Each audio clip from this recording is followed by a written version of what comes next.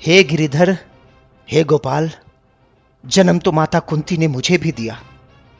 खून तो पांडवों सा मेरे रगों में भी था। फिर क्यों न मेरी किस्मत ने कभी माता का प्यार पाया। भले ही मैं पूरी जिंदगी अपने वर्ण से अनभिज्ञ रहा, 5 पांडवों में छठा मैं भी एक क्षत्रिय पांडव था। फिर क्यों न मैं कभी गुरु द्रोण का शिष्य बन पाया। हे नारायण, हे वासुदेव, मेरी किस्मत का खेल तो देखो। जिंदगी के हर मोड़ पर मैंने हमेशा कुछ ना कुछ खोया। फिर गुरु से विस्मृति का श्राप और द्रौपदी स्वयंवर में अपमान मेरी ही किस्मत ने क्यों पाया। हे हरि, हे यशोदानंदन, अगर आज मैं इस युद्ध भूमि का हिस्सा बन पाया तो सिर्फ मित्र दुर्योधन की कृपा से। फिर पांडवों के विरुद्ध लड़ते देख क्यों दुनिया ने मुझे गलत पाया। हे अंगराज कर्ण, जीवन जीने का अधिकार तो मेरा भी था। फिर क्यों मेरे जन्म से पहले ही मृत्यु मेरा इंतजार कर रही थी। माता पिता के प्यार पर हक तो मेरा भी था। फिर क्यों उनके कोमल स्पर्श से पहले ही मेरे भाग्य में मेरे ही मामा की कठोरता थी।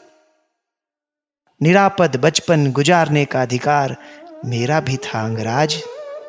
फिर क्यों मेरे बाल्यावस्था में ही मुझे अपनी जिंदगी दांव पर लगानी पड़ी। हे वृषाली पति कर्ण, अपने प्रेयसी से विवाह करने का हक मेरा भी था। फिर क्यों मेरी प्रीत सच्ची होने पर भी मेरा प्रारब्ध मेरे इच्छा के विरुद्ध था। हे सूर्यपुत्र, हे दानवीर, अगर इस युद्ध में कौरवों ने जीत पाई तो इसका श्रेय तुम्हें जरूर मिलेगा, पर अगर अंत में पांडवों की जीत हुई तो इस यशोदानंदन को सिर्फ इस युद्ध को उकसाने का दोष मिलेगा। हे श्रेष्ठ योद्धा, इस दुनिया में ऐसा कोई व्यक्ति नहीं जिसके जीवन में कठिनाइयों से भरी चुनौतियां नहीं। जिंदगी ने हमारे साथ कितना अनुचित किया, कितना अपमान किया, यह महत्वपूर्ण नहीं।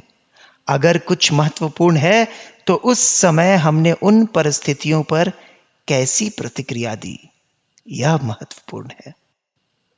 जीवन में यदि कुछ सत्य है तो वो है धर्म।